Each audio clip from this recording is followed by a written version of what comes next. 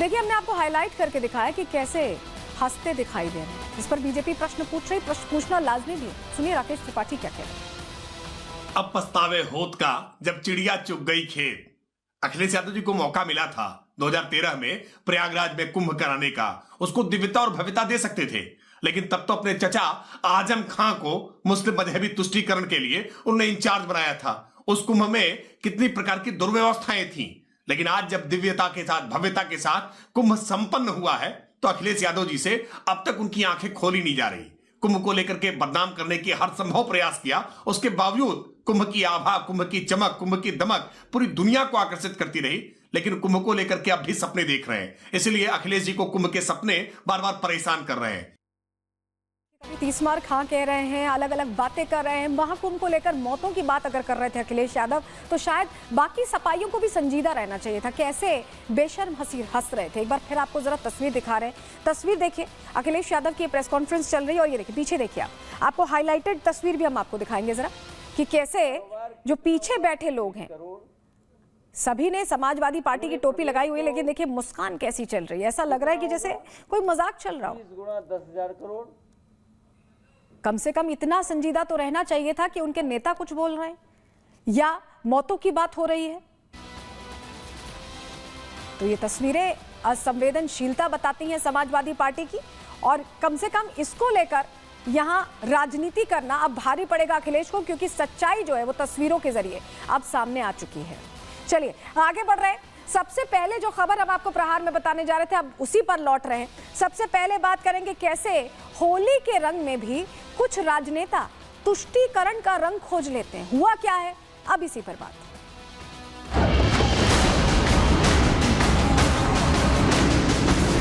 ये बंगाल की भूमि है। इस भूमि को ममता बनर्जी जैसे लोग जितना भी कोशिश कर ले, इस्लाम की भूमि नहीं बना सकते। नीति को बदले, नहीं तो तेलंगाना की जनता तुम्हें बदल देगी।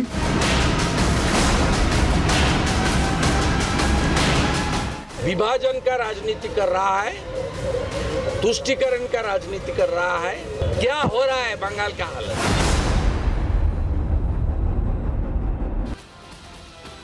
पूरा देश इस वक्त सनातनी रंग में रंगा हुआ है। होली का त्योहार मनाने की एक तरह से खुशबू में डूबा हुआ है, लेकिन कुछ प्रदेश ऐसे हैं जहां ऐसे धड़ाधड़ आदेश जारी किए जाते हैं जिससे लगता है कि इन्हें सनातनी त्योहारों से, सनातनी पर्वों से खासी दिक्कत है। तेलंगाना और पश्चिम बंगाल में यही होता दिखाई दिया है। ऐसा आदेश जारी किया गया जिसने सभी को हैरान कर दिया है, और ये आदेश खास तौर से विशेष समुदाय को खुश करने के लिए जारी किया गया है। क्या तुष्टीकरण की राजनीति के लिए जारी किया गया है?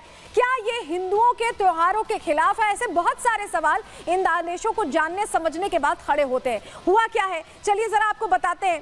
खबर देखिए दोनों जगहों से सामने आई है, तेलंगाना से भी सामने आई है और पश्चिम बंगाल से भी सामने आई है। लेकिन पहले तेलंगाना की बात कर रहे हैं कि तेलंगाना में हुआ क्या है, कैसे होली के खिलाफ, सनातनी त्योहार के रंगों के खिलाफ यहाँ आदेश जारी किए जा रहे हैं। चलिए बता रहे हैं आपको। दरअसल होली को लेकर तेलंगाना सरकार ने बकायदा अधिसूचना जारी की है। होली पर रंग खेलने को लेकर कई नियम बना दिए गए हैं। सार्वजनिक जगहों पर बाइकों और गाड़ियां लेकर आप नहीं जा सकते, वो पूरी तरह से बैन रहेंगी। पुलिस ने संयम के साथ होली खेलने की सलाह दी है।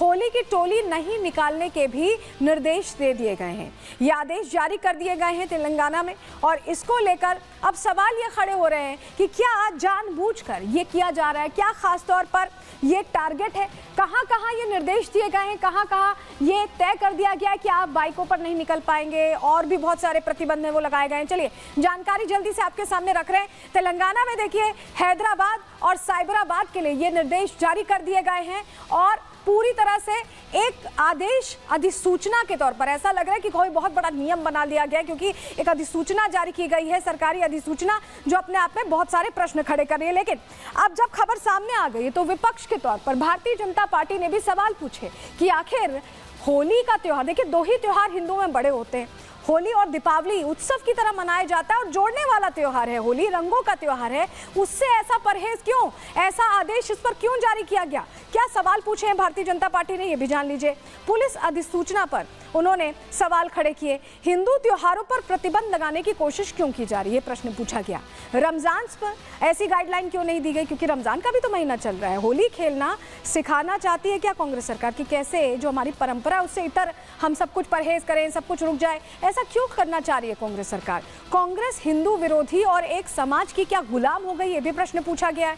खास वोट के लिए कांग्रेस की तुष्टीकरण की राजनीति त्योहारों पर आखिर कैसे जायज है, ये प्रश्न पूछा जा रहा है। और टी राजा जो विधायक है वहीं से हैदराबाद से, वो पूछ रहे हैं कि आखिर इस तरह की दो आंखें क्यों की जा रही हैं अलग अलग त्योहारों को लेकर। रमजान को लेकर तो कोई गाइडलाइंस नहीं जारी की गई हैं। सुने जरा टी राजा को। रमजान के 30 दिन होते हैं और इन 30 दिनों में रातों में किस प्रकार से बाइकों पे घूमा जाता है, किस प्रकार से ग्रुप बनाकर घूमा जाता है। क्या यहाँ तेलंगाना के जो नवे निजाम है रेवंत रेड्डी जी को क्या नहीं दिख रहा है? क्या उनके ऊपर इस प्रकार का कोई फरमान निकालने का क्या विचार नहीं आया है? लेकिन नहीं, हमारी जो कांग्रेस है वहां पर्टिकुलर एक समाज की गुलाम कांग्रेस है। हमारी जो कांग्रेस है वो हिंदू विरोधी कांग्रेस है। यही कांग्रेस आज बताने में लगी हुई है। तो मैं हमारे मुख्यमंत्री से निवेदन करना चाहता हूं, नीति को बदले, नहीं तो तेलंगाना की जनता तुम्हें बदल देगी। यहां बात ध्यान रखना। अब क्योंकि दोनों त्योहार थे तो जिम्मेदारी ये थी प्रशासन की, सरकार की, तेलंगाना सरकार की, कि वो दोनों ही त्योहारों को अच्छे तरीके से एक रूपता के साथ मनाने का इंतजाम करते। लेकिन क्योंकि इंतजाम नहीं हुए तो कई सवाल यहाँ खड़े होते हैं। प्रश्न जायज है और हम पूछेंगे। क्या सवाल है समझिए। सबसे पहले समझिए, क्या होली पर सुरक्षा देने में तेलंगाना सरकार नाकाम रही है? क्योंकि रमजान भी मनाना है, होली पे भी मनाना है, तो आपको ऐसी व्यवस्था रखनी चाहिए। क्या सुरक्षा नहीं देने की वजह से ही ये आदेश जारी कर दिए गए, खाना पूर्ति की गई है सिर्फ एक समुदाय को खुश करने के लिए? मुहर्रम पर सुरक्षा के इंतजाम अगर होते हैं तो होली पर क्यों नहीं किए जा सकते? ईद और मुहर्रम पर कोई आदेश नहीं आता, लेकिन होली पर जरूर आ जाता है। तो कई सारे प्रश्न हैं जो खड़े होते हैं, जो अपने आप में ये सरकार को समझना होगा कि इस तरह की व्यवस्थाएं रखनी चाहिए जहां दोनों समुदाय खुशी खुशी, त्योहार तो हर समुदाय का मनाया जाता है और अच्छे से मनाया जाता है, तो यहाँ भी मनाया जाता। लेकिन अब क्योंकि ये आदेश आया तो हैरानी हुई। लेकिन सिर्फ एक सरकार नहीं है जिसने आदेश जारी किया, जैसा हमने पहले आपसे कहा था। तेलंगाना सरकार ने किया और ममता सरकार तो 2 कदम आगे, हर बार आगे रहती है। वहां तो आदेश जारी किए गए, कुछ कुछ प्रतिबंध लगाए गए, यहाँ पूरा बैन ही लगा दिया गया। क्या हुआ है चलिए बताते हैं, पूरी खबर आपके सामने रख रहे हैं। होली को लेकर ममता सरकार ने नया आदेश जारी कर दिया। क्या आदेश दिया? शांति निकेतन सोना झूरी हाट में होली मनाने पर प्रतिबंध है। अगर आप सोना झूरी रहते हैं तो यह खबर आपके लिए, आप होली नहीं मना सकते। पर्यावरण का हवाला देकर होली खेलने पर यहां बैन लगा दिया गया। रंगीन पानी से पौधों को नुकसान पहुंचेगा, इसके लिए बाकायदा तर्क दिया गया है।